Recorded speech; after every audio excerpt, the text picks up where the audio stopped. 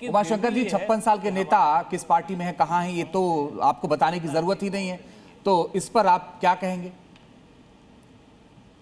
देखिए, जिस देश का प्रधानमंत्री विपक्ष के लिए इसी तरीके से बोलता है, उस देश के प्रधानमंत्री के पास ना शिक्षा है, ना बात करने का तरीका है। सिर्फ एक चीज है, वो है नफरती बयान और एकम एक भाषण। अरे इसके भाई, तो अलावा 28 साल के युवाओं की बात की तो क्या गलत कर दिया?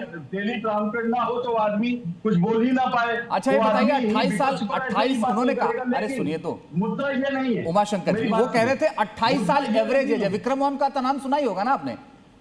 तो नहीं, सुनिए, वो विक्रम साराभाई हो या वो इसरो हो या डीआरडीओ। नहीं, विक्रम वन अभी जो लॉन्च हुआ है, विक्रम वन पहला प्राइवेट स्टार्टअप क्या योगदान है अंतरिक्ष में, बताऊं दोबारा?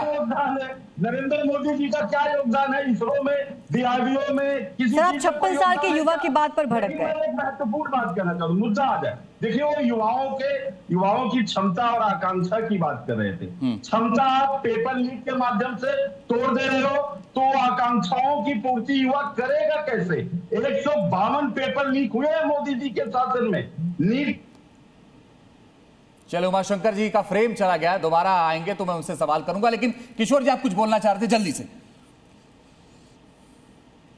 नहीं, पंतप्रधान जी अगर एक बात बोल देती कि मैं नीट की परीक्षा की जांच करूंगा, और जो आंदोलन चल रहा है वो आंदोलनकारी और सोनम मानसून की बात करते तो बहुत अच्छा था।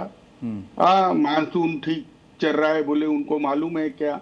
तो अगर उन्होंने ये कहा कि एक स्टार्टअप जो शुरू हुआ उसमें एवरेज 28 साल है, तो वो बात करनी चाहिए थे या नहीं करनी चाहिए? और ये 56 साल के युवा कौन है किशोर जी? नहीं, उनका वो कह रहे थे भारत के सबसे पुरानी पार्टी जो नेशनल पार्टी है, कांग्रेस, विपक्ष के नेता को कह रहे थे। तो मैं 75 साल के युवा से भी कहूंगा कि उनके भी पार्टी में बहुत 35 साल वाले हैं, 50 साल वाले हैं, नितिन गडकरी सरी के युवा है, तो वो अपनी सीट छोड़ दे और उनको दे दे। कहाँ लगाया है? आप बैठे हैं वहां पर।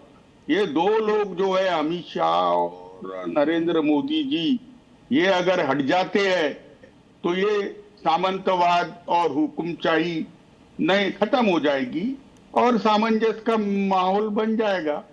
तो नितिन गडकरी अच्छे से सामंजस्य कर लेंगे और ये आंदोलन वैसे ही रुक जाएंगे। अक्कू जी कुछ कहना चाह रहे हैं? किशोर तिवारी जी, अक्कू जी आ रहे हैं? मैं बादल जी आपके पास आ रहा हूं, बोलिए अक्कू सर।